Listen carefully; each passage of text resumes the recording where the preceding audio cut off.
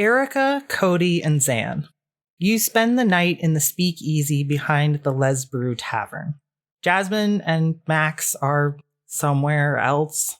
Probably want to go find them, but for now you just have to rest. Zan, indoor spaces have been rough for you since you got to this world that you're in, but for some reason you sleep totally fine here. Maybe it's how big this room is, the painting of the night sky on the ceiling, or just how tired you are. Erica, you wake up first. You're annoyed by a lump in your back pocket, and when you roll over, you see Danny, the 6-year-old, is sitting on the floor in front of your couch staring at you. As you glance around, you see Lauriella sitting on a couch a ways away, staring straight ahead. Schwartzy and Sean are curled up next to her, their heads on her lap. She's running her fingers through their hair and doesn't seem to notice that you're awake. Zan is snoring faintly, sprawled out on an oversized armchair. Cody is curled up on the couch he retreated to last night on the far side of this large domed room, his back to you. Danny reaches up and pokes your cheek. Excuse me, are you awake? Erica, what do you do?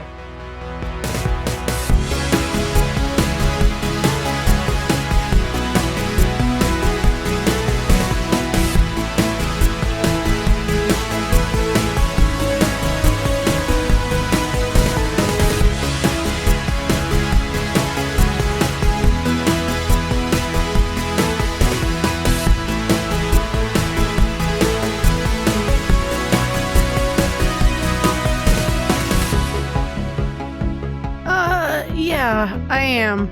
Erica kind of scratches her head and sits upright. Where did Max go? Max is my friend, and I want to go for a ride on a pickle, and I want to play with the baby pickles again. Erica kind of looks around and is getting her bearings again. Max got taken away. We gotta go find him. But okay, I can get my backpack. We can go now. No, we're not gonna go now. Why do you have a piece of metal in your hair? And she reaches up and she pulls a bobby pin out of your braid that was just kind of sticking out. Erica clasps her head to where it was, and she's like, "Hey, no, I need that back. That holds my hair in." Oh, okay, here you go. And she puts it back in. I imagine she puts it back in, kind of skitty wampus. Oh yeah, it's not doing anything anymore. Perfect. Erica fixes it and says, "Hey, do you know if there's any food or anything?" Yeah, I went up to the counter over there and I got some food from the octopus. Oh, yeah. I think Erica did not see the octopus coming in and it's just yep, that's true. Cool. Great. And Erica casts Minor Illusion and makes a little Pickles come out from behind the couch. Baby Pickles is here! Everybody, Baby Pickles is here! And she starts screaming and running after Baby Pickles. I think Baby Pickles is just going to kind of run around and occupy the child. Everyone else is awake now. I think Baby Pickles is going to run over Zan. And it's not going to feel like anything. All right, great. Let me make a dexterity check for the 6-year-old. Zan, you get stepped on by a 6-year-old. It's unpleasant. She gets stuck. And she's like, Baby Pickles! Baby Pickles! Oh, what? Excuse me, I need Baby Pickles back. Can you move? And she puts her whole hand on your face and then climbs off the chair and keeps running. Erica, you're sitting up and whatever's in your back pocket is really annoying at this point. Yeah, I think as soon as the child runs away, I reach into my back pocket. You pull out a rock. It has a face drawn on it. Erica just kind of looks at it and is like, what? And just can I do an investigation check on it? Yeah, do it. That's a 13. It looks familiar, like you've seen it before, but you can't place where. Interesting. Okay, I put it in my backpack instead of my back pocket. Great. And stand up to kind of see if Cody and Zan are awake now. Zan's definitely awake. Yeah, I am. Sure am. Why do I keep getting stepped on? To be fair, you threw a child on me one day. Listen, that was one time. I've gotten stepped on to wake up almost every single day. At least this time it wasn't Max. Cody, when he wakes up, have you ever had one of those moments when you like wake up and a thought that you had forgotten the night before just comes like slamming back in your face? Yes. Well, like Cody wakes up and is immediately, water! And then concentrates real hard and water pops in front of him. And he's like, oh, I'm sorry, girl. It was just, last night was just a lot. I'm sorry. I didn't mean to forget you. Oh, thanks. Yeah, this bright blue otter like crawls onto your lap and like puts her little whisker nose in your nose and is like, thanks. Sorry. Yeah, I'm sorry. What's like the sad version of mad? Like smad? I was real smad last night and I'm sorry I forgot you. And so he's just kind of like, is kind of petting her and saying hello. And then as he kind of puts his feet off the edge of the sofa, he just realizes that there's just so much crap next to the sofa where he just dumped all his stuff and Max's stuff in this massive pile. I made a mess. Well, can you help me clean this up a little bit, Water? And so he starts kind of trying to fit as much of the stuff in his own backpack as he can, kind of filling up Max's bag. Water definitely like gets in your backpack and it's too small and she gets out and then she gets in Max's backpack and it's roomier. So she hangs out in there for a little bit. She's helping. Water, get out of there. And Cody's getting in the backpack trying to get Water out. As he's rummaging through, he happens to catch eye on Max's journal. Yes. And he looks at it. And he kind of just reaches in and picks it out. Yeah. So it's a leather journal that was Max's and is now Cody's because Max gave Cody all his stuff. So Cody's seen the journal around, of course, but the only real memory Cody has, like the really prescient memory of the journal, is when they met Remy and Beck. Yeah. And as Cody was learning about dragons, he remembers Max sitting down and also taking notes. So Cody thinks to himself, oh, what if there's things I forgot? I got to make sure my notes are complete. So he's going to look through Max's journal to try to find Max's notes on dragons to make sure all his notes are good.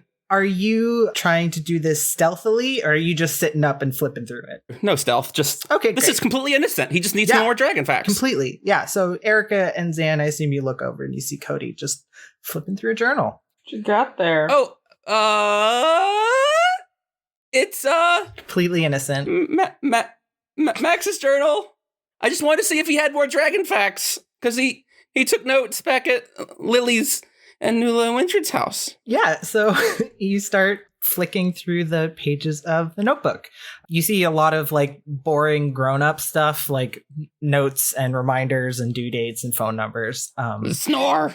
Yeah. At the beginning of the journal, some of the pages have little like doodles in the corner. There's like a sketch of a squirrel, a half-finished drawing of this woman's face, and then there's like a phone number underneath written in like obviously a different hand. Then just like the further you get into the notebook, the less frequent the notes are and the more frequent the drawings. There's like fully rendered drawings spanning the full spread of the notebook. What you can assume are like university buildings, like hands and eyes and like anatomy studies, beautiful portraits of a variety of people. And then you reach a page that is like folded in half inward so you can't read it. And I assume you unfold it. Yeah, it might be the dragon page. Yeah. It, in giant writing, has 2 sets of numbers. Make an intelligence check. That's a 12 plus 3, 15. You remember Max writing down the coordinates that Castor gave you. Oh, hey, Water, these are important. And Cody's going to make his own copy of the notes into his notebook, so he has the coordinates too. Genius. Good job. I think at this point, Erica's going to walk over and is going to be looking over Cody's shoulder. Not necessarily wanting him to know that. Yeah. She's looking over his shoulder, but yeah, just kind of seeing what's in the notebook as well. Okay. Make a stealth check. That is 16. Is that higher than Cody's passive perception? Yes, just barely. So, yeah. You're looking and Cody doesn't notice you.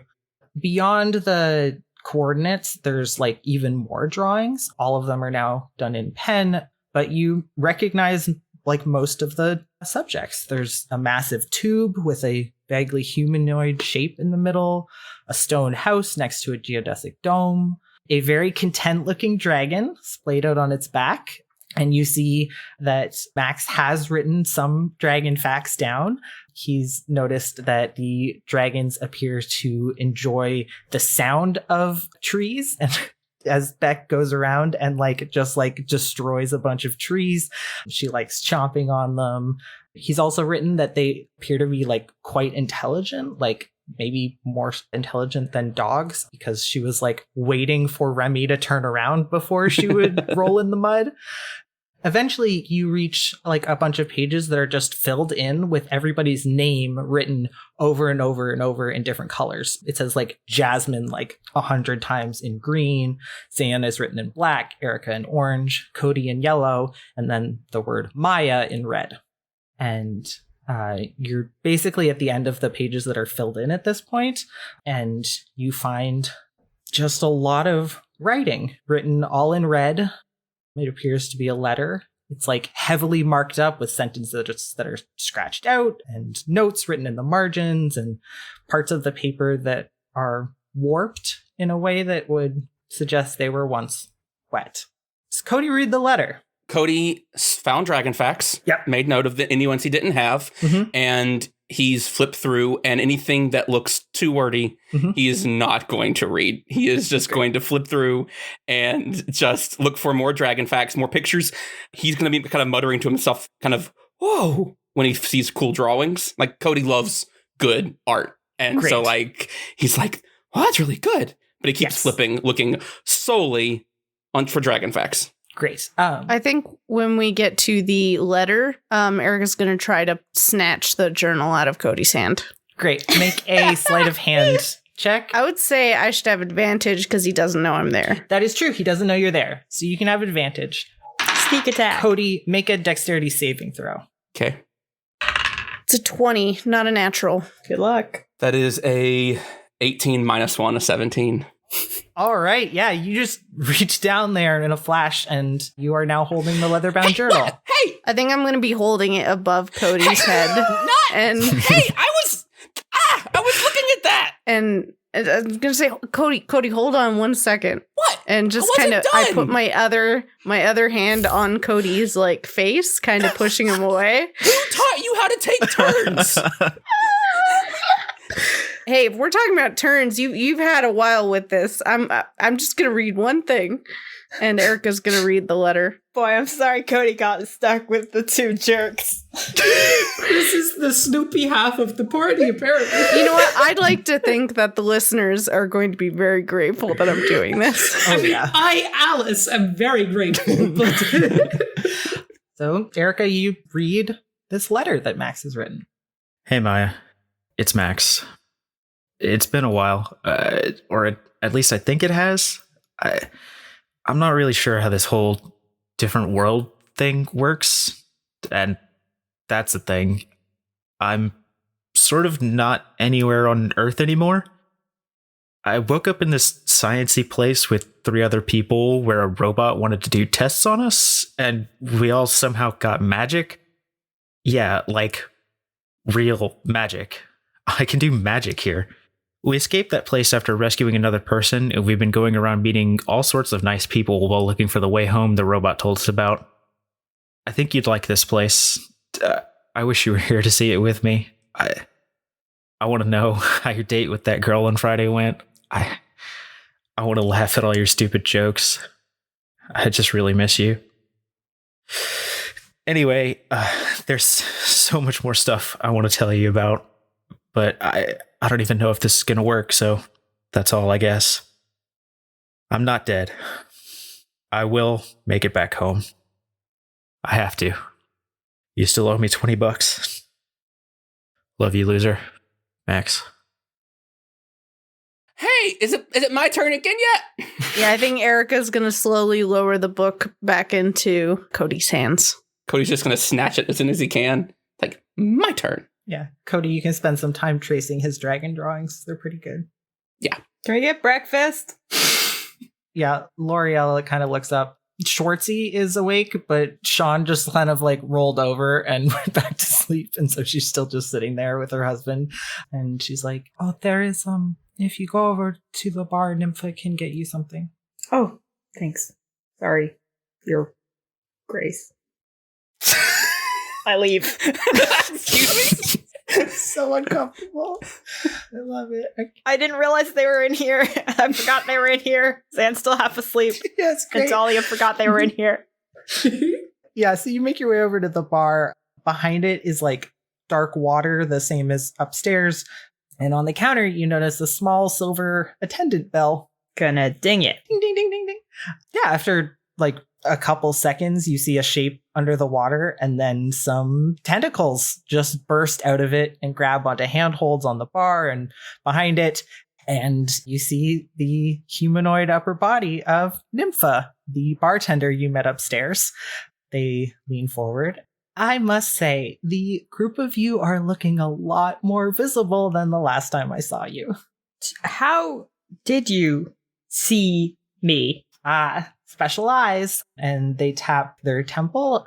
Their eyes are this like swirling gray with rectangular black pupils. Oh, rad. Like a cuttlefish. Erica walks in and says, specialize in what?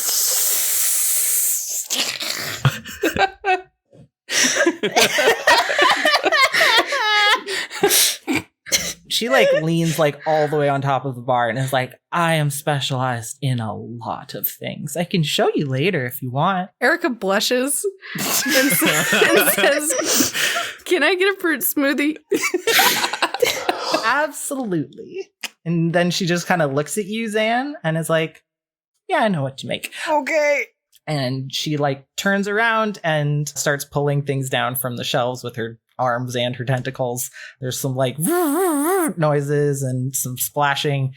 They press this cold glass of thick pink liquid into your hand, Erica, and a cup of warm black liquid into yours, Zan. Thanks. Erica, you indeed got your fruit smoothie. It's light and refreshing. When you're drinking it, you just instantly like feel a lot better about today. You gain a point of inspiration. Woohoo. Zan, your drink tastes a lot like coffee mixed with some sort of like rich spice, maybe like nutmeg or something, with just a ton of sugar in it.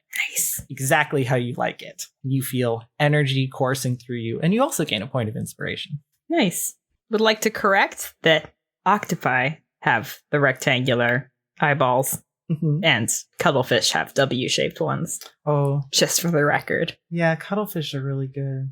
You look at her eyes again, now they're W-shaped. What? It's fantasy world. She can look however she wants, maybe. Or just in the eyeballs. Who knows?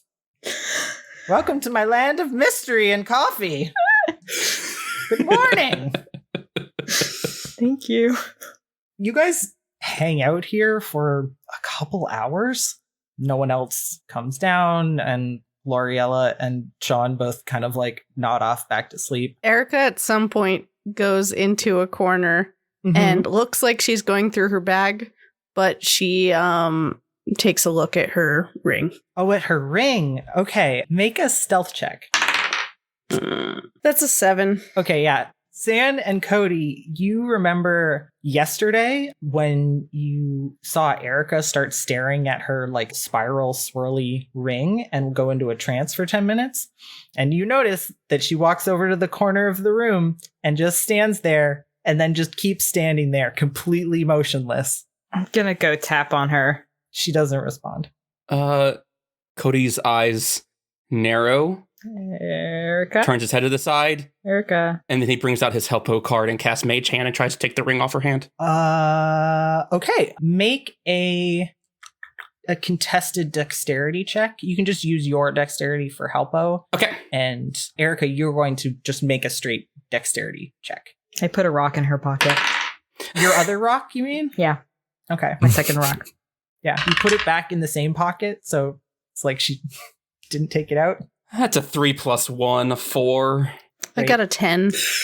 All right, great. Yeah, this spectral hand comes over and starts to tug on her finger, and she just smacks it out of the air. Ah, I tried. Okay. Cool. Cool. What? It's Zan. This is the second time in 2 days that this is weird. Yeah, I mean, she was fine last time though. Like, she stopped. It was like 10 minutes the last time. That's not normal. Yeah, well, it's kind of boring down here, so it's not like we've got anything better to do. Look, we're sitting here talking to each other, yelling to each other about her. She's like 5 feet away and she's not talking. This is weird. Zan is still, I think, like putting more bobby pins in Erica's like hair and in her shirt and stuff. Yes. Cody's gonna go over and just like shake Erica as hard as he can. Okay, you do that. She doesn't move. Like, Erica's pretty strong. And so, like... Erica's thick. Erica's thick, all right? She's immovable by your skinny child arms. You were so small. Mm-hmm. Erica! Come back, I think? Are you still here? I don't know. No response. I don't like this. Do you do anything else before the 10 minutes is up? You don't have to. I just realized we split the party by talls and smalls. Excuse me, I am mid. Yeah, you are. I'm gonna have to kidnap Erica to a third secret location. I'm also gonna, I think it's long enough that I'm also gonna try to take the ring off. Okay, make again another dexterity contest. 13. Oh, I got an 18 and that's not plus my plus, so. Okay. Didn't sound positive. Zan, you get a good grip on this ring and try to pull it off, and it feels like it is stuck. And as you are holding it, you take 3 points of necrotic damage. Ow! What the fuck? Erica, you gain 3 temporary hit points. That's neat. Why? Do you think it's a problem now, Zan? Yes, okay. Have you been convinced? But like, I say we don't try to take it off of her anymore. God. I mean, some people might try to use like a magical hand or something, but teach their own. Yeah, well, it's not like it worked for you. Well, that's just because she was faster. Erica, you come out of it at this point to see these two arguing. I think Erica zips up her bag and she turns around and she's like, all right, so what's the plan? First off, What's the plan? what were you just doing? You just stood there for 10 minutes. You were completely unresponsive. What the fuck is that ring? Was it that long? Yeah. Yes! I don't know. It's just a ring. Like you just doing some like deep meditation. What? What gives? I'm like feeling great. Yeah! I'm feeling terrible. What is the... Well, that's maybe an attitude situation. Okay, but like what... That seems like a you problem. This like one ring shit I think it's gonna be... Maybe you should not. Hey, Erica. Hi. Just a quick question. Yeah? Would you be okay putting the ring in like your bag? Or like a volcano?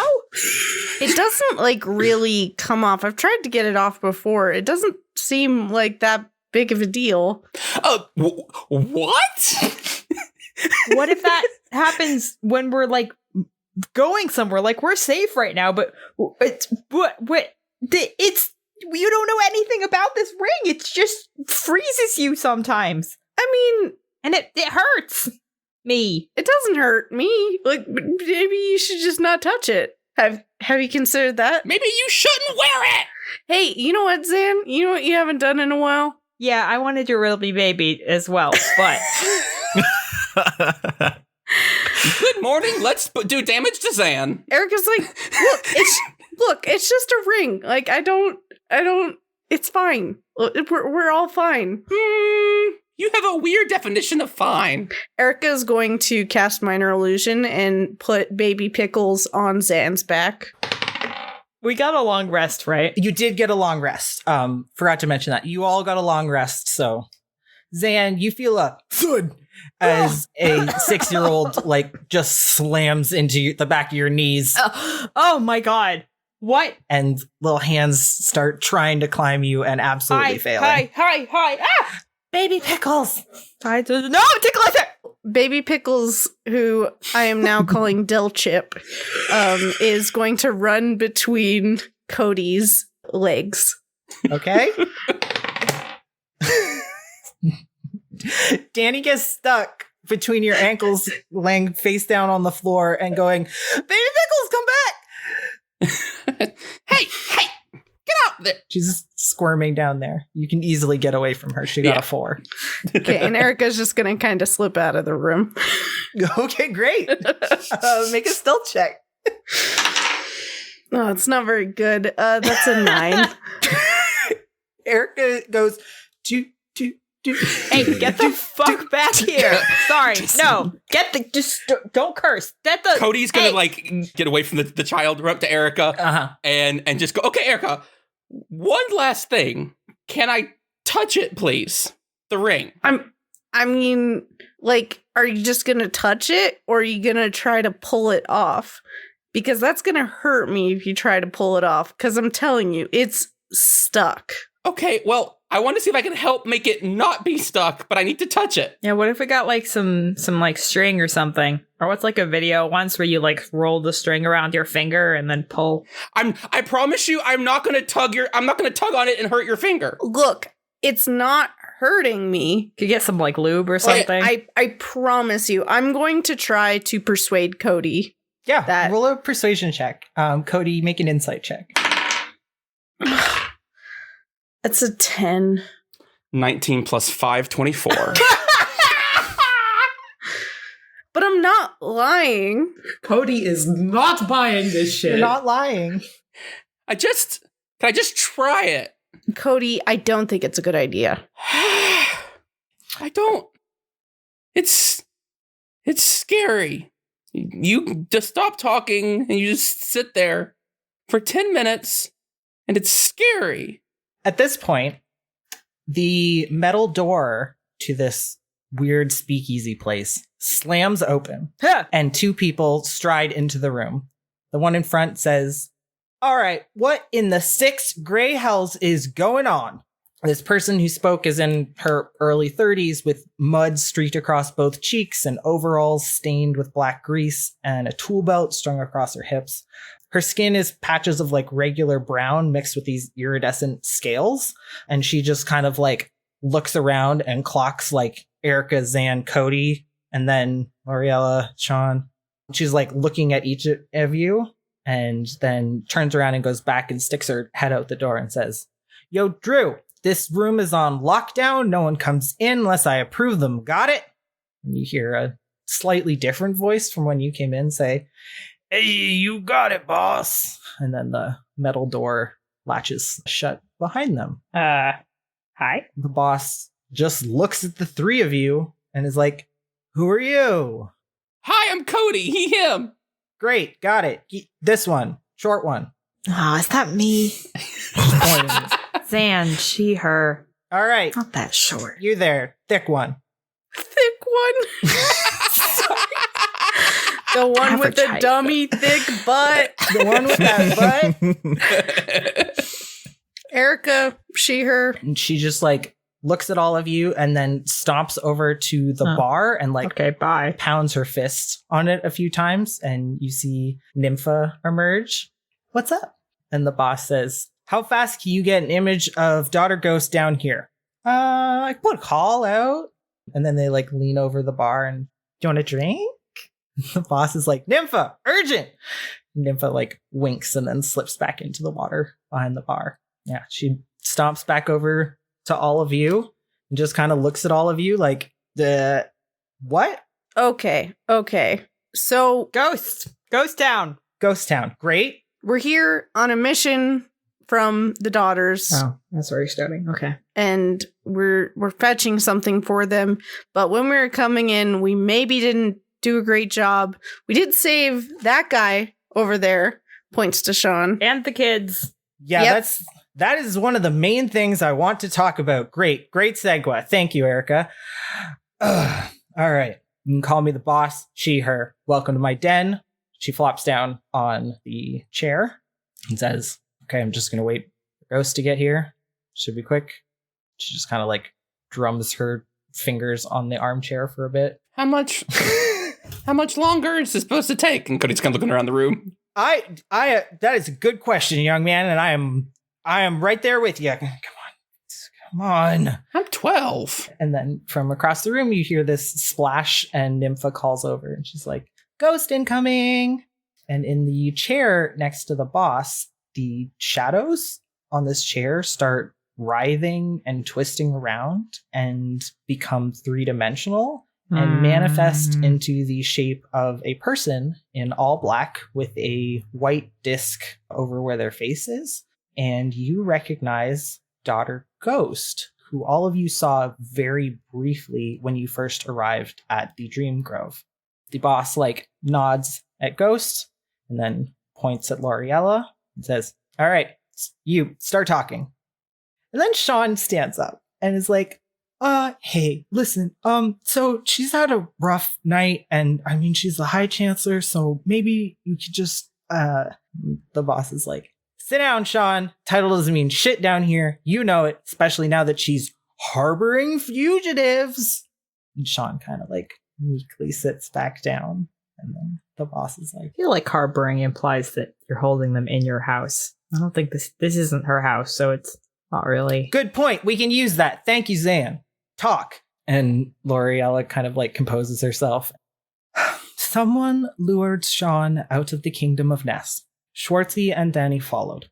Loriella gestures to the three of you and says, group of daughters intercepted his assailants, tried to sneak him and the kids back over the border.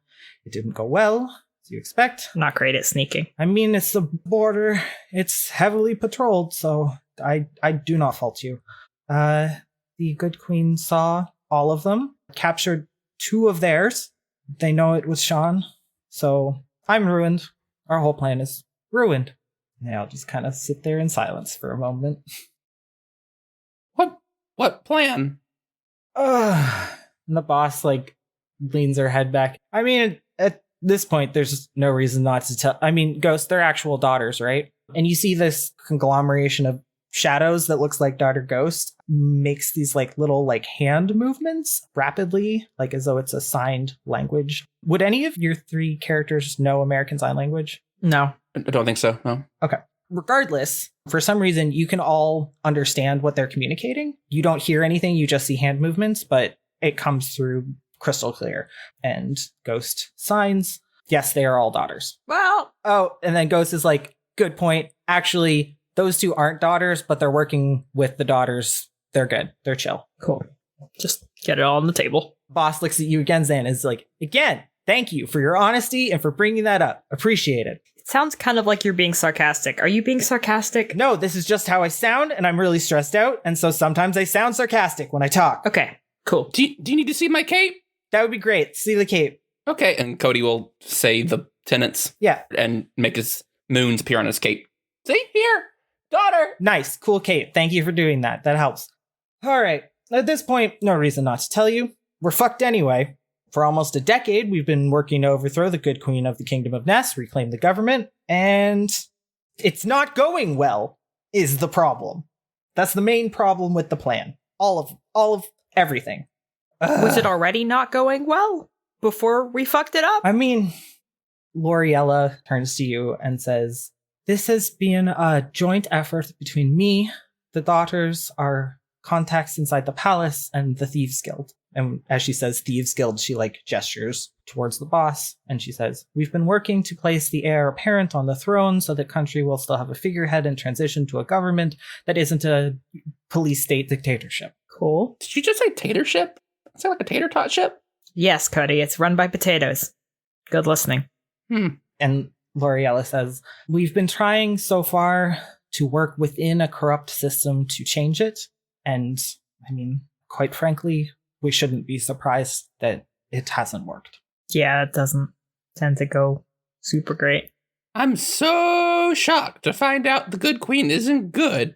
That was sarcasm, Sam. Why do you still say the good queen when you're also in the same sentence saying that you're going to overthrow her? It's one of those things where when you know you're going to have to refer to someone a lot outside of company that is safe, you train yourself to say the thing that you want to continue to say outside of here so that it subconsciously builds up that that's how you refer to her so you don't slip up when you're outside. All right, cool. not Voldemort rules then. It's an unfortunate title. Yes. Sorry we messed up. We didn't know the plan. L'Oreella kind of like reaches out to you, Cody, and she's like, we don't know who tried to get Sean out of the kingdom. Sean doesn't have enemies. Look at him. She like points to her like, dad bod husband who is currently like, I don't know, coloring with Danny or something. Erica says, I don't know, like maybe there's like a little league or something. Does he coach soccer? He did, but then they decided not to have competition between the players anymore, and everyone was much happier, and the children really like it. And I don't. Jeez, he really doesn't have any enemies, does he? No, he's so soft. Yeah. He reminds me of like all my friends' dads. Like every single one of them. I, on the other hand, have been like for 2 decades now trying to systematically change our government so that, you know, the queen can't throw people in prison whenever she wants. So you could have 1 or 2. Yeah, I probably have many. That's my point, is that whoever took Sean did it to hurt me, to hurt the plan, to put some barrier in me continuing to push for. So the plan was on the way out already, probably. Yes. I am thankful that you brought my husband and children back instead of, I don't know what you said. There was a statue with a pan for a head and a hurdy-gurdy and a dagger. I don't know what that was. Your kids had the dagger. Erica said that Sean also had a dagger. Oh, Sean also had a dagger. You're yeah, right. he did. He tried to hurt himself with it. It was pretty bad news. So yeah, that seems bad. I was thinking of the knife. Classic Zan. Too many daggers to keep track of. To be fair, that was a dagger and the kids have a knife. There's a subtle difference. Oh yeah, Yeah. Schwartzy definitely stole a kitchen knife. It's not. I'll talk to them about that later. I've got to balance a lot of things, including parenting. Can we help? I know we haven't been super useful so far, but... Wait, is Zan offering to help parent? No! God, no! Anything, literally any of the other things that we could help with, so that you could do the parenting, and I could not do any of that. Yeah, the boss leans back and is like, all right, okay. To recap, we got, and she points at L'Oreella, we no longer have control over the Chancellor's station. L'Oreella's like, probably. The boss points at Ghost. The daughters of the Twin Moons are banned from the Kingdom of Ness. And Ghost's head nods. The boss points at the 3 of you and says, and there's a total of 5 of them now in prison. 5 of what? 5 daughters? The daughters. Yes. Oh, that's very specific. Are you talking about the 3 daughters that we also happen to know are in prison? Yes. I would think that there would be more, but okay. No, Ghost got most of them out. Oh, rad. The attack on Fell's Keep was the surprise. No, it should be just, I don't remember their names. There's a bunch of them in prison. They would be helpful if they were not in prison. I mean, long term, wait for the queen to die. That seems... What else? I mean, she's pretty old, right? I don't know your life expectancy. Never mind, that was a dumb question. No, she is pretty old. She should be dead, but she's not. She has some weird powered thing. I don't know. The boss is making like a lot of hand gestures. Like some kind of mysterious ring that nobody knows where it came from. It's like somehow extending her life. Exactly. Like she must have some sort of mysterious ring that's giving her power. You know, that just goes to show you shouldn't mess around with that kind of thing. I completely agree. Erica's gonna cast Vicious Mockery on Zan. Mm-hmm. And is gonna say, yeah, like a creepy little baby statue, huh? That would be weird for someone to hold on to. All right. What does Zan roll? That's a wisdom saving throw. Oh. Well, that was a natural 20, so I think I'm fine. Damn. I'm going to say on a natural 20, Zan gives you a glare that's so intense that you take a point of damage. That's fine. I'm so glad I stuck the 2 of you together. This is the best possible outcome. Ghost raises their hands and the boss like nods to them to take the floor. And Ghost signs, I've been studying the Queen's prison and there are no weak points with the guards all acting on the queen's behalf. Great. It would be foolish to try to break in by force. We can't sneak in with all of them watching. Great. If we could figure out a way to lessen her hold on them, it's possible we could slip in and get the daughters out. And also, I mean, like, if there's a chance we could get, like, the majority of the people locked up there out, then, I mean, that would add significant numbers to our resistance. And they kind of, like, gesture to this basically empty speakeasy that you all are sitting in. And the boss is nodding and is like, yeah, it would be cool if all of my guys weren't in prison. That'd be rad. I mean, that's a pretty big if. How we don't even know how to begin to think about loosening the hold of the queen over the guards. Boss points at you and is like, again, great points. You should be in all of these meetings. Honestly, we're boned. I'm very good at mentioning how boned we are. Extremely boned. How does she keep an eye on everything? We saw the headbands with the purple eye, and it seemed like something else was looking at us, not just the guard. Yeah, but I don't think it's going to be as easy as just taking them off. Besides, Cody and I haven't had a lot of success with taking circular things off of other people, so... Boss is like, okay, now I'm confused. Don't worry about it. But I agree, probably taking the circlets off not going to help. That, yeah, purple eyeball is indeed the queen. If you see the purple eye, you fucking run, because... But how does she look? What if there were a lot of them were active at once? I don't know. Like, she can't look everywhere. Like, what if there was a lot of shit happening in a lot of different places all at the same time? You know, it's not a bad plan. I mean, we don't have a lot of people. You could try the old distraction. I mean, all right.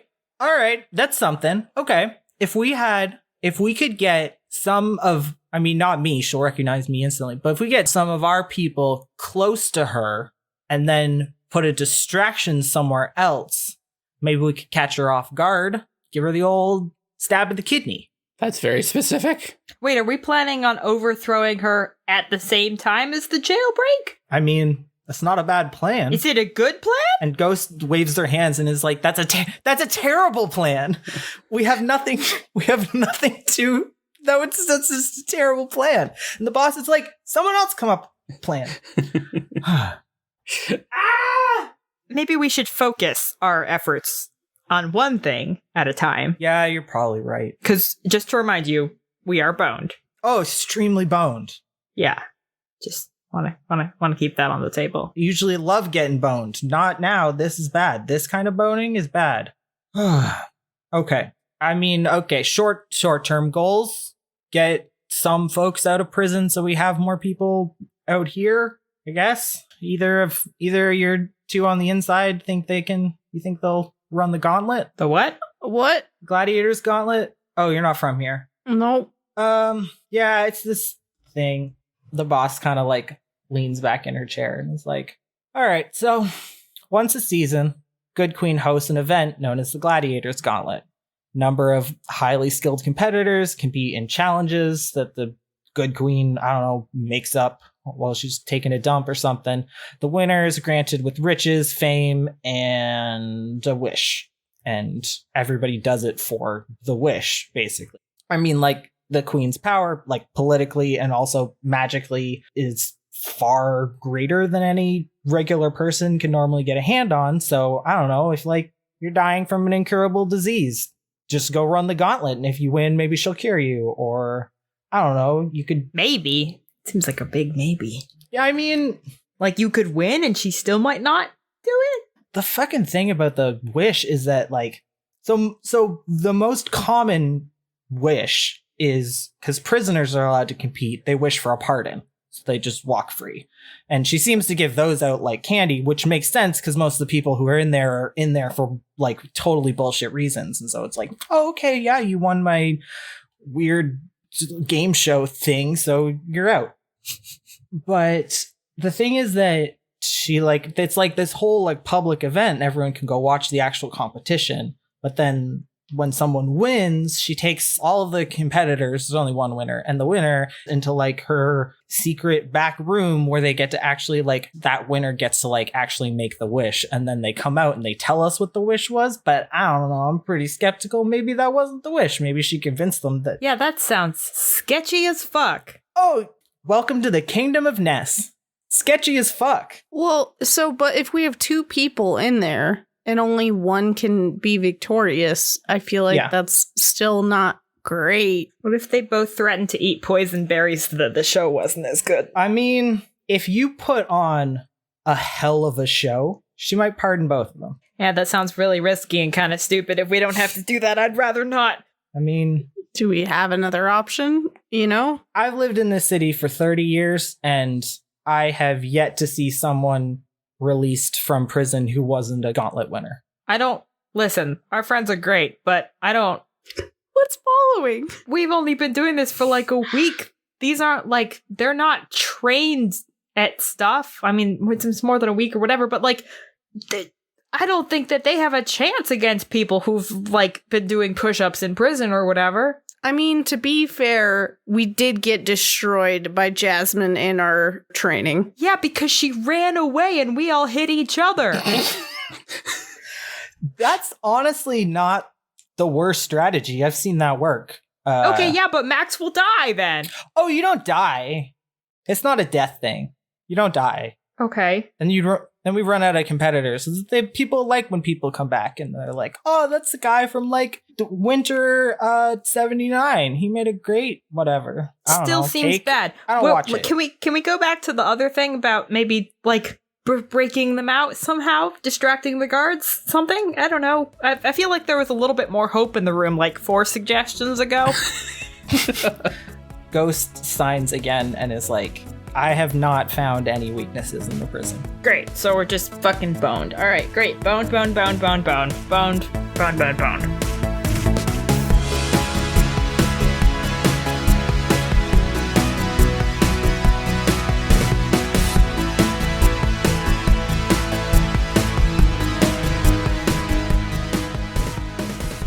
Well, hello, and welcome to Dice Disasters. This is the part of the show where we stop pretending to be other people and start pretending to be ourselves. I'm Alan, and with me today, Alice. Hello, Alice. Hi, Alan. Hey, so wonderful to talk to you. It's wonderful to talk to you, too. I feel like I haven't really gotten to talk to you as much in the podcast recently since we've been split up, and I miss you. Yeah, it's strange because we didn't really have any times that the party has been split this long before. Yeah. And now it's just suddenly just an extreme ramping up of stakes and everything. And yeah, and it's like, I mean, because we're in the call together. Like, I do see you and I do hear you every week we record, but it's like there's this separation, and I'm just like, Alice, and I'm like stretching my arms out like, come back, I miss you. I'm sorry, I'm in prison. It's okay. Sometimes you got to go your own way. Sometimes you got to go. And sometimes that involves prison. To prison. Yes. I promise, listeners, we will catch up with Jasmin and Max here shortly in the episode. We have not forgotten they exist, but for right now, we have a couple of things we want to talk to you about. Are you sure that we still exist? Because I'm not. First off, we do have a new NPC coming up that was named for a listener. You haven't met them yet, but it's a character named AJ. Alice, who did we name AJ for? AJ was named for AJ Miraki on Apple Podcast Review. Thank you very much for leaving a review. Yes, we like we said 1,000 times before, those reviews really help us get noticed on different podcast services. So we really appreciate it. And we hope you enjoy the character that you'll meet. AJ is definitely one of my favorite new characters. Yes. Other than new NPCs, just a quick reminder, as we announced last week, we are going to do a little schedule change. Technically starting in September, from now on, we won't be posting on the first Wednesday of every month. Just to kind of give us some flexibility and a chance to catch breaks and keep up with the podcast as best as we can. However, because it's such a recent change, we wanted to give you something for the first week of September. So, Alice, do you want to tell everyone what's coming next week? Oh, is this our Q&A? Yeah. Oh, I'm looking forward to that. That was a great time to record and just look through all of the questions that everyone sent us and just spend some time talking about the podcast, but not actually doing the podcast. Well, we're sort of doing the podcast, but we're also not doing the podcast. And it was a really fun time. Yeah, it was great. Yeah. So we're calling it the Ask the Disasters episode, where people could ask us questions, and it's about as long as a full episode. I think it's over an hour long. So a lot of good questions. Hopefully you enjoy our both our answers and our random tangents that we found ourselves on, because we're us and we can't stay on track to save our lives.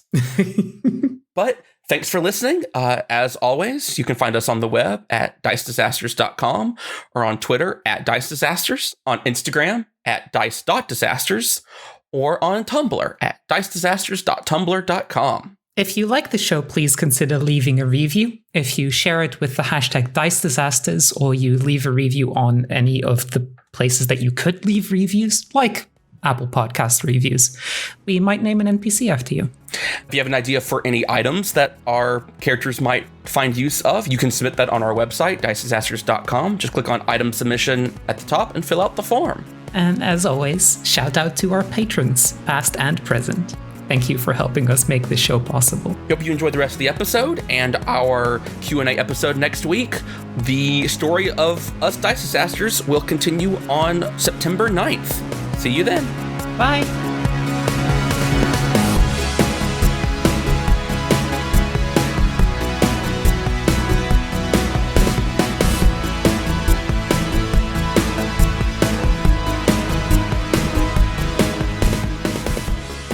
Jasmin and Max, you spend the night in your cell, sleeping in comfortable beds.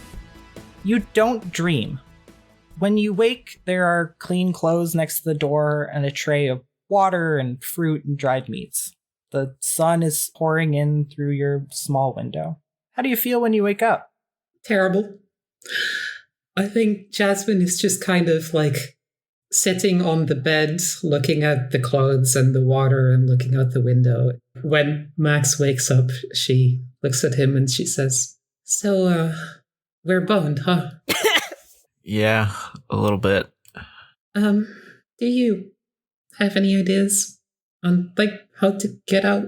I mean, I could probably fly away, but that leaves you here. And I don't think I can do it in here anyway.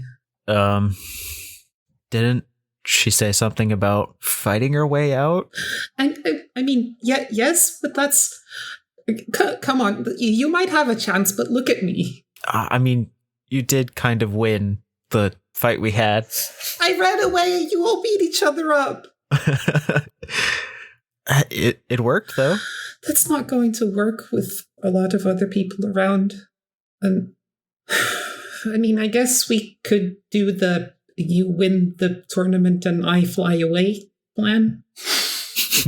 I would kind of reveal myself as a shifter to all of the kingdom, probably. That probably wouldn't be great.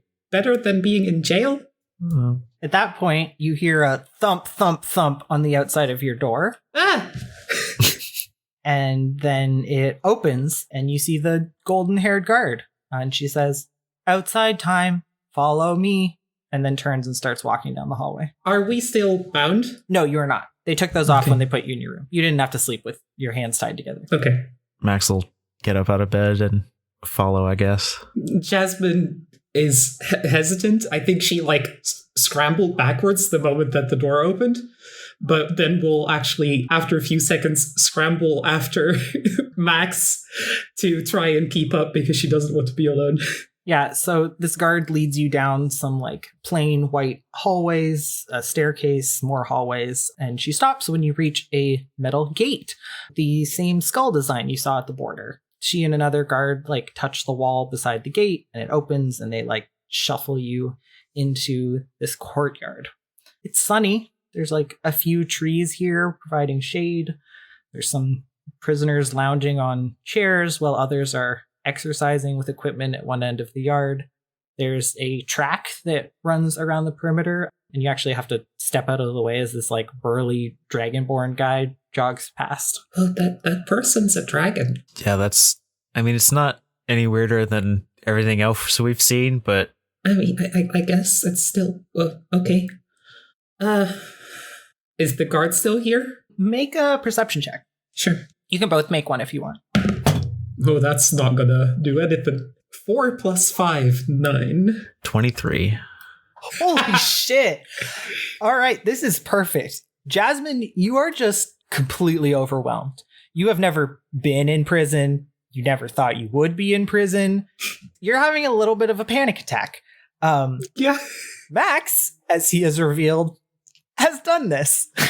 Or at least, like, gotten close to this. Flirted with it.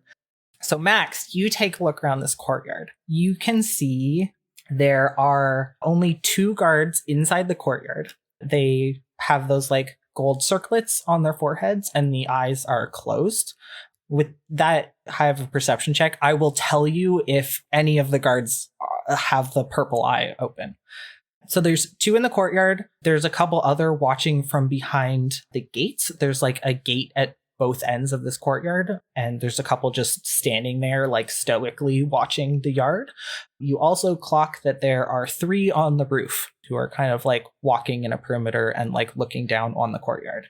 Above each gate is this gold metal circle inlaid into the marble wall with some sort of like emblem etched into it. The emblem looks kind of like a crystal or a rock resting on a crown. There are 15 prisoners currently outside, in addition to the 2 of you. And as you look each of them over, you see one person you recognize. On a weight bench at the other side of the courtyard is a large, smiling person with pointed ears. It's daughter Charlie. Hell yeah. Whenever Max sees daughter Charlie, he's going to look back at Jasmin, grab Jasmin by the wrist, and take off toward Charlie. All right, great. Yeah, you jog up. Charlie's like laying on this weight bench with one of the other prisoners, like half-heartedly spotting them, who is clearly not enjoying this. And Charlie's just like bench pressing and being like, and then there was this giant spider, and you would not believe the size of this spider thing. So I get out my sword and I start trying to peel my partner out of the web. And then she's like, I'm smarter than you. And I was like, no, I got this. I'm going to get, and then I get stuck in the web. And they're just going on like this. The person spotting them looks like they are trying to escape. You also notice there's a metal like brace wrapped around Charlie's left leg, but that doesn't seem to be inhibiting them from just bench pressing just a whole bunch of weight. They're very strong. Just quick glance on the way there. Mm-hmm. Can I tell how much weight it is? Are these like normal plates? Or are they just some like shit thrown on the ends of a bar? They're fantasy plates. Why don't you make a investigation check at advantage? Because thank you. You have lifted weights. 12. To the Google. What's a good amount to bench press? Someone like Charlie's size, like 300 to 400. Yeah, I think you'd glance at this and you're guessing like 300 pounds. Like a lot. Okay. They're still talking while they're doing it, so it's not the maximum they could be. Yeah, it's a warm-up set. Yeah. Just a chill 300 pounds. Mm-hmm. That's just for Max to know. Oh, that's Charlie? Yeah, Max just runs up and is like, Charlie, hey. It's Max and Jasmin! How the hell are you? Oh my god, you're in prison. Oh no, is that because you helped us out with the daughter thing? I'm so sorry about that. Listen, I don't know what's going on. I keep trying to talk to Ash, but, they don't let me. So now I'm just out here, gotta stay fit, gotta keep in shape. This is Virgil. He just loves listening to stories. He's been helping me, spotting me out. And Virgil's like, I'm Virgil, he, him. Can I go, please? And Charlie's just like, just 40 more.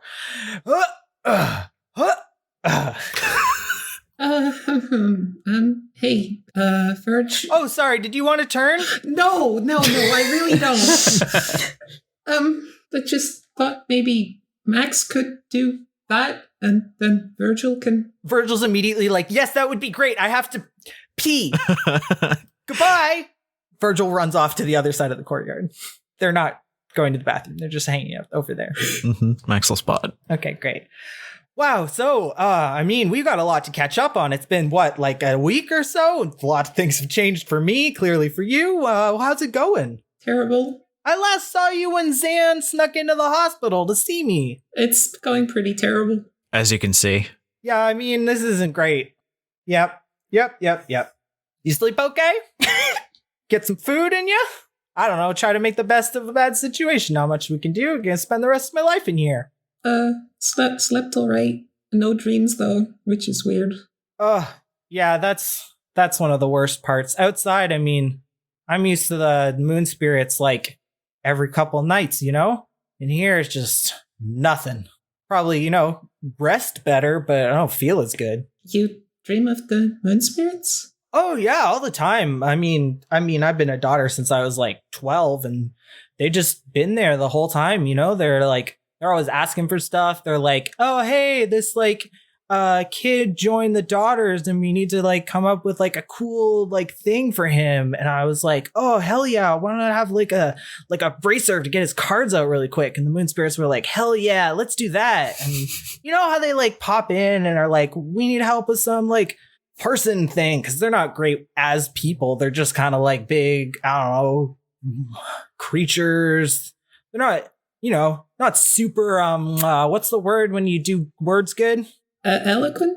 Yeah, probably. That's it. Did they call you a hatchling? Oh, yeah. Yeah. Oh. I mean, that's what they, you know, I think they come from eggs or something. I don't know. Jack would know way more about that than me. Okay. That's a lot. 107. 108. 109. 110. All right, great. You, Max, you want to turn? Yeah, sure. It's a weird number to stop at. It is a little weird. Fantasy numbers. That's considered a round number here. Yeah, instead of everything being in like multiples of 10, they do them in multiples of like 20 or something. 11. You said that you try to talk to Ash. Is Ash here too? Yeah. I mean, Ash lost her, you know, social privileges after the third time that she tried to escape through the courtyard. She didn't make it all the way up to the top of the wall. I told her I couldn't boost her like it used to, you know. I'm still figuring out the leg, but you know, Ash always climbing. I mean, like, what's the word for something when you say something but it's not a real thing, but you mean it that it's kind of like a real thing? A metaphor? That's the word, metaphorly.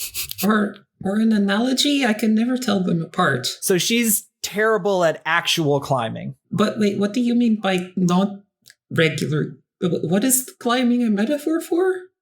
You know, like she joins the daughters and then, you know, pretty soon is like leading Fell's Keep. Doing a great job, in my opinion. Sucks that, I mean, we're in prison. Again, I'm trying not to think about it. I'm at the beach. Everything is fine. I'm at the beach. Everything is fine. Right. At the beach. Not in prison forever. At the beach. That's really not helping. Yeah, it's not helping me either. I mean, the two of you can hold your own. I've seen you both in combat. You gonna go for the gladiator's gauntlet? You can walk right out of here. Are you kidding me? I am... a 6-year-old could beat me. I mean, they don't make you fight 6-year-olds. I mean, I don't think they have. The events change every season, so maybe this year's going to be 6-year-olds fighting, but I don't know if that'd be that fun. What? That's awful. Yeah, I know. Yes, I mean, usually they're like things that people would just enjoy watching. I think, you know, one year there's like a singing contest. One year there was like, oh, y'all got to get these like orbs from the 3 demons and then return them to the center pillar. And like, it was like, no, like you couldn't punch anything. You had to only use magic. What else? I don't know. I used to keep up with it a lot more, but, yeah, you should do it. I mean, I'm still figuring out the leg stuff, so I'll probably sit out this season, but maybe next one. And Charlie's gonna wave over to one of the guards who is like patrolling the courtyard, and you see it's like the smoky haired guard that you saw at the border. And Charlie's like, "Hey, Yarrow, they still doing signups for the Gladiators Gauntlet?" Yarrow comes over and is like, "Yes, we are. We are doing signups until tomorrow. Sign up with me if you would like to compete in the Gladiators Gauntlet and win a chance at freedom, a pardon from all of your crimes." What would we have to do in that thing? You need to secure a sponsor at the open auditions. Signing up with me means you will be put on the cart bus to the auditions. And then if there you make a good impression, then you can compete in the games. Auditions? Yeah, so they do this thing, like everybody comes out to watch them, and you like they just like get out in the ring and they like do their stuff. And so like some people do like all these magic spells, and then there was one time somebody just started like painting their body to camouflage in with like the scenery. I think they were some sort of like baker or something, and they actually got in, and they didn't do that great in the actual thing. I feel like their like storyline was a little flat. But yeah, just basically like you just show off your talents, and then you can, if a sponsor likes you, they'll pick you right up. I just want to say I hate you for that one. Max, do you have any hobbies that you could do?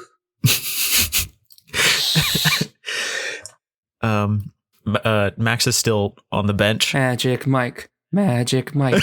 Magic Mike. Oh, Magic match. Magic Max. Magic Max. Strip it off. Be sexy. Max is still on the bench. 80, 81. Not really. Nothing that would be impressive in like a gladiator sense. I mean, what you're doing right now is terrifying and impressive. Yeah, I guess. I'm pretty sure that would kill me, so... Yarrow, the smoky-haired guard, just like has been standing there, like not paying attention to you guys, and just opens their mouth and is like, "Outside time is over. Come with me." And just starts lining people up by the gate to go back into their rooms. And Charlie's like, "That was so good doing Can I this." finish my set? "No, come on." And Charlie's like, "Just go really fast. We can do it." Max just starts really pumping him out, trying to get to 100. And 10. No, he's forgot about that. He's just trying to get to 100. He can't count to 110. Aww. Only to 100. Yep. At that point, it becomes just lost. New brain Cody is back. New brain Cody's back. No, that's just Alan.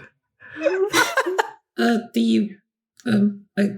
could sign up for the auditions if you have a charger. I'm pretty good at flower breeding and Animal Crossing. Who are you saying this to? The guard. The guard? The guard does not respond. Oh. Actually, no, the guard pauses for a second and then is like, "Okay, you have been signed up to audition for the Gladiators Gauntlet." Right, but do you have a power outlet? They don't answer. "Thank you for signing up. Tomorrow is the last day to sign up. Throw me in there too. Thank you for signing up for the Gladiators Gauntlet. You have been signed up. Tomorrow is the last day to sign up. Please exit the courtyard in an orderly fashion." And they start kind of like shuffling you towards the gates. And Charlie like claps you on the back, Max, and is like, "Oh, it's so great to have somebody to work out with. I mean, Virgil's great and all, and like great listener, but I don't know. It's weird just me doing sets, and he didn't really seem that into it. So I'm really excited that you're here, and I hope we get to hang out more. I mean, unless you win the Gladiators Gauntlet, then we'll see you never. But you know, don't think about being in prison. Think about the beach. The beach is good." Yeah, the guards shuffle you all down hallways and back to your cells. Go into the cell and flop onto the bed face down and be like, "That was the wrong decision." Erica, Cody, and Zan, you're sitting in the den under the Lesbrew Tavern or behind it. You don't really know where you are. There's no windows in this big domed room. But you're here talking to the leaders of this resistance. Bound. There, right where we left off. We have to get our friends back. Like, no matter how hard it is, we have to try and do something. We can't just sit here and just not do something. Yeah, I feel you, kid. The boss kind of like rubs their head and they're like, I mean, what we really need to do is, figure out a plan. And I doubt we're going to come up with a plan just sitting in here staring at the walls.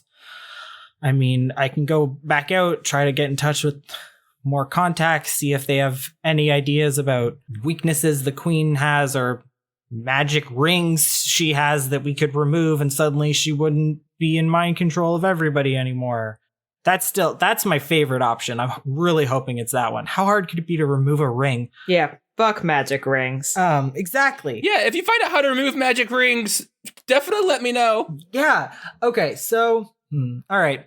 Do you all you disguise yourselves magically to go run around town? Not really. No. I kind of used all I had. Shit. I can make a puppy and that's it.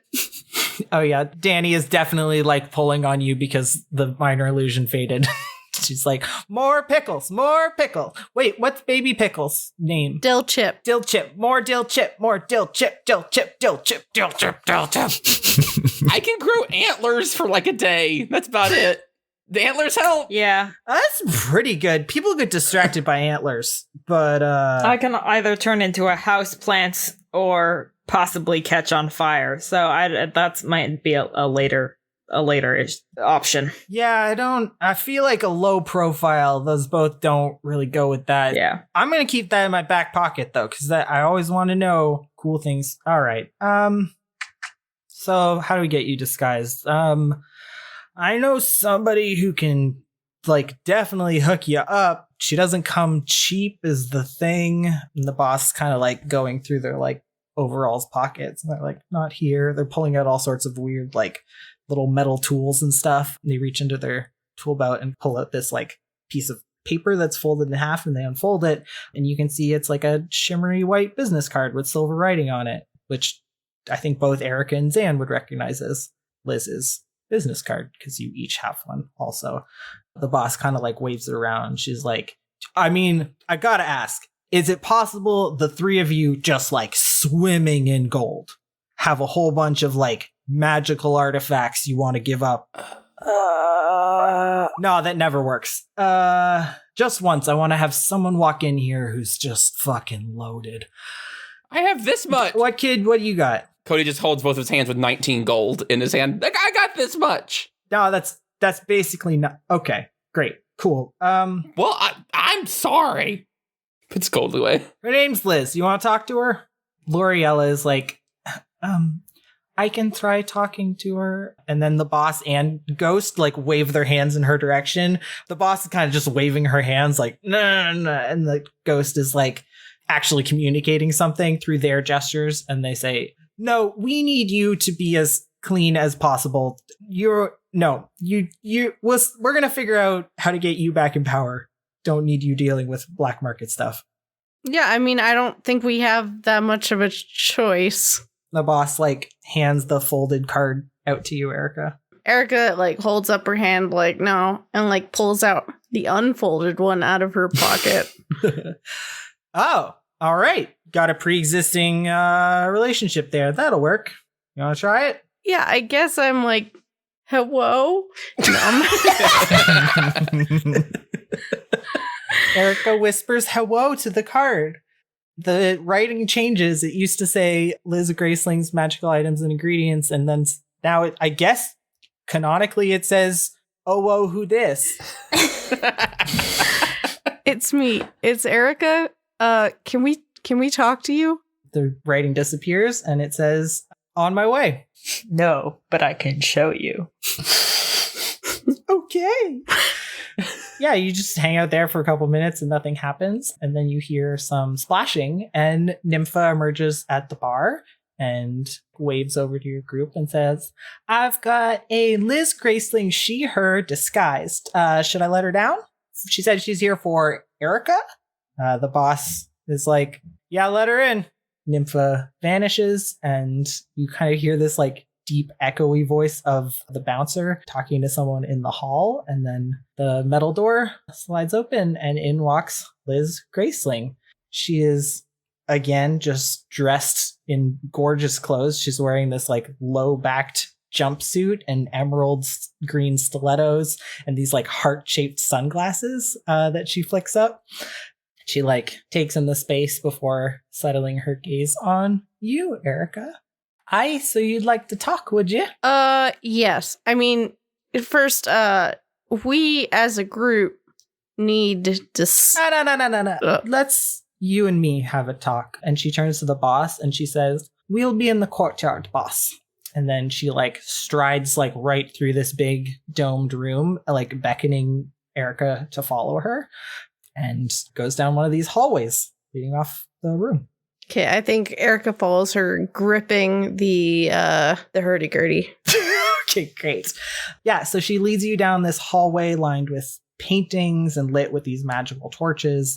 Eventually, you reach this heavy wooden door, which Liz shoulders open, revealing a courtyard. The sky above you is bright emerald green, dotted with stars that are like swirling around and moving.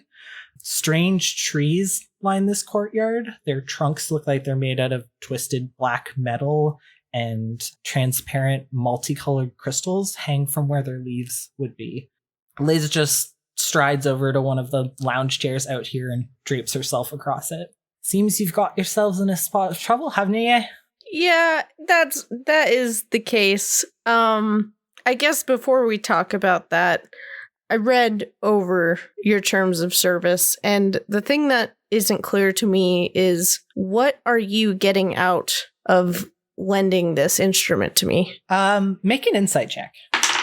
It's a 16. You notice Liz's demeanor change. She was like lounging and like not really looking at you, being like very like, whatever, this is no big deal. But she sits up and looks like right at you, and then kind of like leans back and is like, you might be the first person in all my years of deals to actually read a terms of service. You read the whole thing.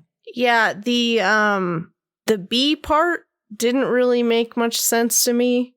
Nobody ever finds the B part. I mean, it's a good question. You know what? All right. I like you, Erica. You got a head on your shoulders for this game. And she like reaches forward and just kind of like taps you on the forehead. Erica flinches. She definitely smiles at that. I mean, what I usually get out of it is that I lend me items out. Most of the time, you know, people get good use out of them. Maybe they break one, forget to give it back, don't want to give it back, and I just, you know, destroy them and take it back because they broke the terms, they agreed to them. I like, you know, having clear arrangements. I like when people follow the rules. You read the whole damn thing, which I can honestly say has never happened. So I don't think you shouldn't agree to the terms. They're bullshit. They're horrible for you. They get your soul, I think, if you, I don't know, use it to play a song I don't like. I wrote them a long time ago. But what about a new deal? Scrap the terms. I'll take you on as an apprentice. Teach you about magical items, how to get them, what they're worth. In return, up front, you run some errands for me here and there. Pick up new items and ingredients on your travels. If you want to hold on to them, that's fine. I'll own them, but you can use them until you're done with them. If we decide to sell them, we give you a cut of the profits. How's that sound? Erica smiles, and she says, can I get that in writing? Absolutely. And she immediately whips out a scroll, which she hands to you. And when you open it, it is like one page. and just literally says what she said out loud to you. Includes like, you can back out of this if you want to at any time. The two of you can just talk about it. Erica grins and she says, deal. Great. As you're looking at this scroll, your name just appears signed at the bottom, and Liz's appears signed next to it. Perfect. All right. First lesson. You've got a backstory pendant around your neck, don't you? I do. It is incomplete. Can I see it? Erica removes it and hands it over. She like turns it over. It's this like little wood thing that says Erica on one side, but is blank on the back. And she like gets out one of those little eye magnifying glasses things and looks at it a little closer.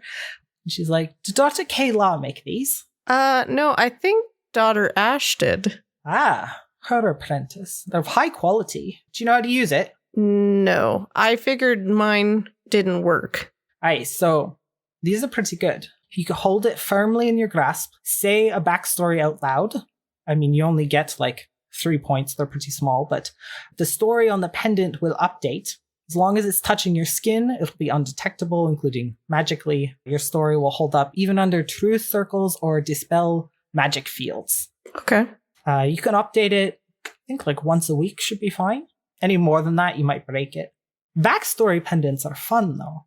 I can upgrade these if you want. I know somebody. I can make it so not only will it give you a backstory, it'll also give you a new identity.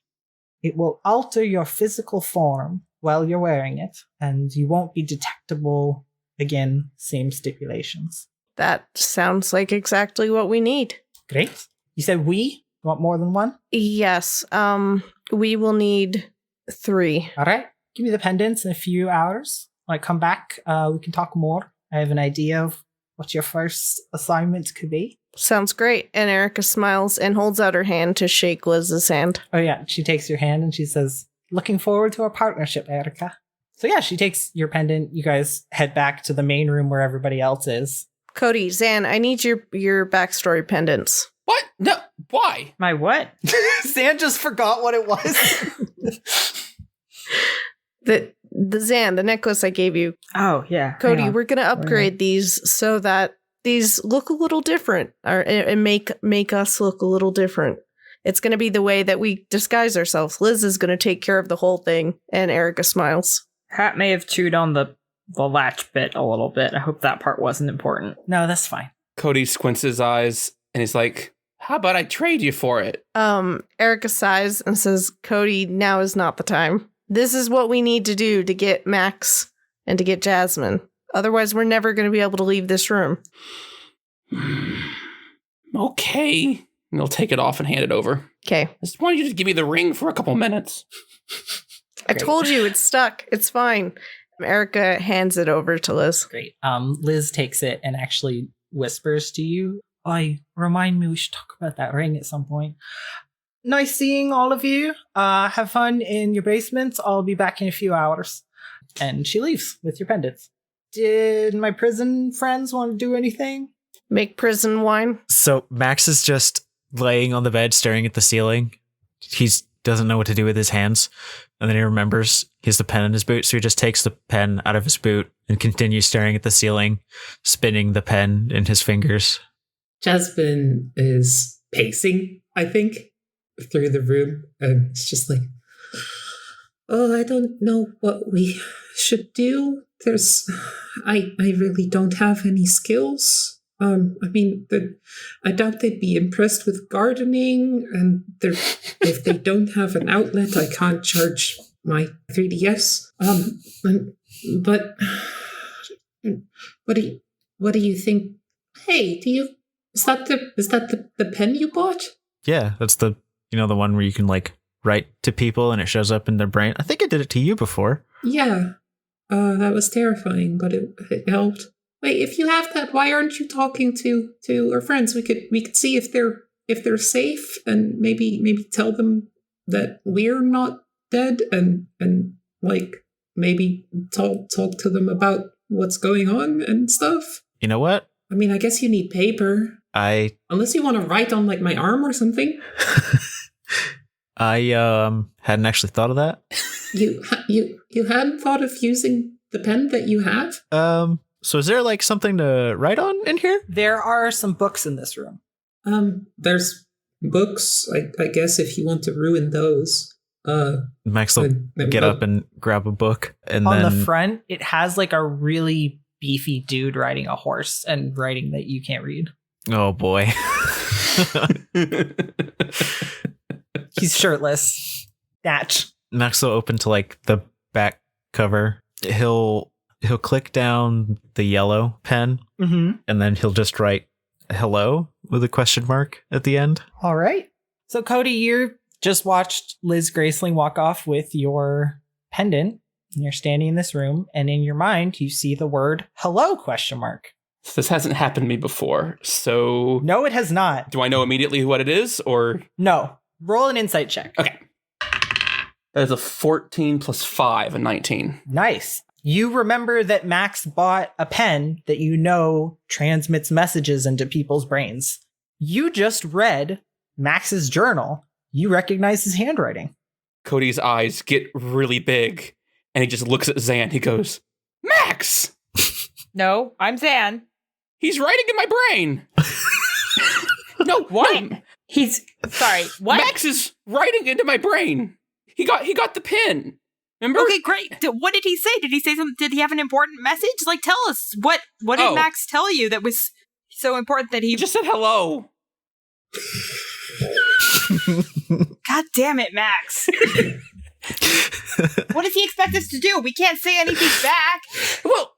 Well, he's alive at least. I mean, yay! That's true. He's alive and wants to say hi. Great. Hi. Way to look on the bright side, Zan. Sticking to your whole thing. I get it. I mean, I didn't think he was dead. Well, I guess I'd have to wait around for him to think of something else to say. We might be here for a while. But I'll let you know if I get something. If the next word is sup, I don't want to hear about it. You up? No. WYD. Max is just every boy on any internet dating system. Hey. Hey. I did choose to write to the one person who can cast message. Message probably... I don't think message is gonna Yeah, really work here. Yeah, but Max doesn't know that. that's true. Yep. Well- All right. That's true. Well, I guess this has been fun times. Jasmine, I'm going to say you're standing right over Max's shoulder. Are you just gonna say hello? Yeah, I guess. Do you want me to do it? Sure. Does that work? I don't know how magic works. So, I don't see why not if you give me the pen for a second. okay. Oh, okay. Jasmine will take the pen and the book and then write in the same color. Hi, this is Jasmine now. Sorry about Max. Sorry, my brother stole my phone. Anyway. Cody, you see that message in your mind in a different handwriting. Cody gets a huge smile on his face, and like a little bit of his eyes start watering up just ever so slightly. And he goes, Jasmine! She has the pen! Good thinking. Oh, thank God. I can't talk back, but yay, thank Jasmine! I don't know which person this is, so I'm just going to talk about how I guess that we are in jail and it's scary and terrifying, but we're alive and fine. It's me, Jasmine, it's me! Oh, so you can't hear me. Come it. What is she saying? Daughter Charlie is here too, and Ash, and we are apparently stuck in here for the rest of our lives unless we win a tournament that we signed up for. And we're gonna go there by a bus, which I did not think existed here. Excuse you, it's a cart bus? And we It's fantasy. I think I signed up had a talent thing, and I'm going to be playing Animal Crossing. Question mark? This place is really terrifying. Did I mention that it's terrifying? Oh God, I don't know what to write. Did you write? Oh God, I don't know what to write. Yes.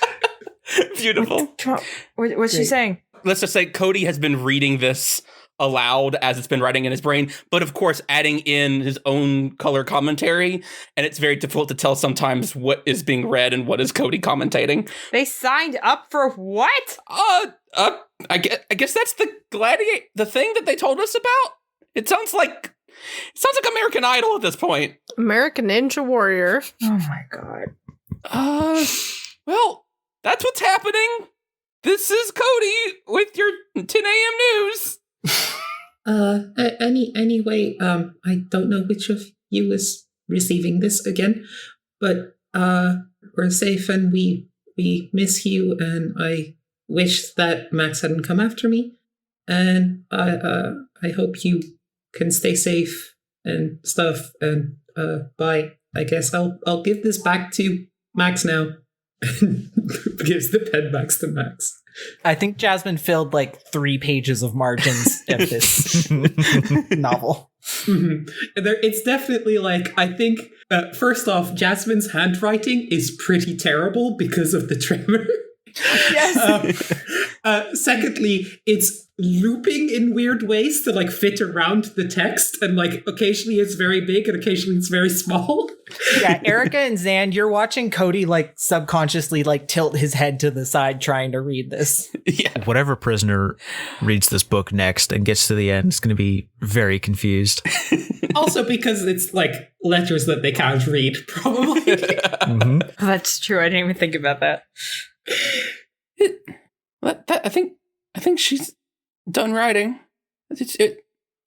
Okay, so they signed up for the tournament. Fuck. Did she say Animal Crossing? Yeah. Is that a talent? I guess it is. Cody looks up at the boss like, do people leave the jail to go do this tryout thing?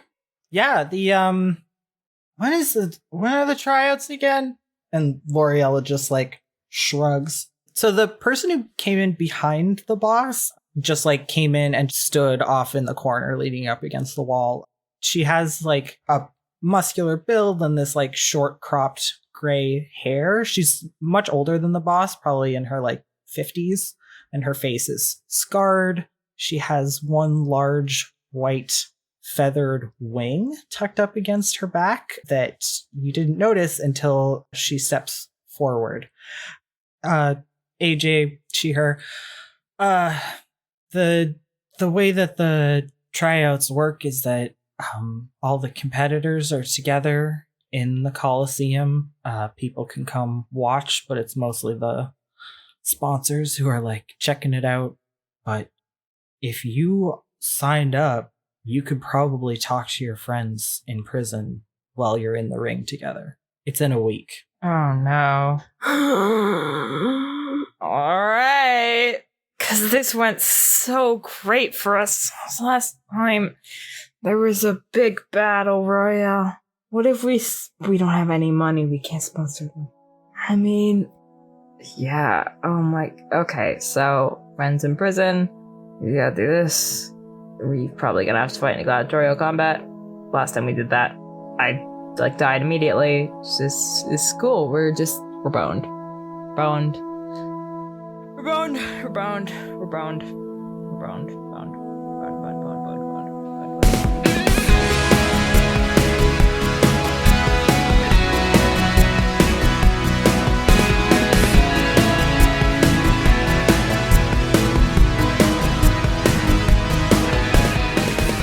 You can find us on Twitter. Our handle is @DiceDisasters, and we have more information about the show at our website, dicedisasters.com. Our website was made by Allison Otting, who plays Erica. Dice Disasters is edited by Alan Brazzell, who plays Cody.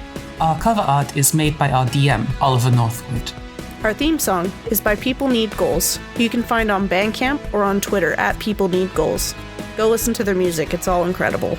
From now on, we post episodes every Wednesday except for the first of each month. So our story will continue in 2 weeks. But next week, as a treat, we have our Ask the Disasters Q&A episode. Enjoy!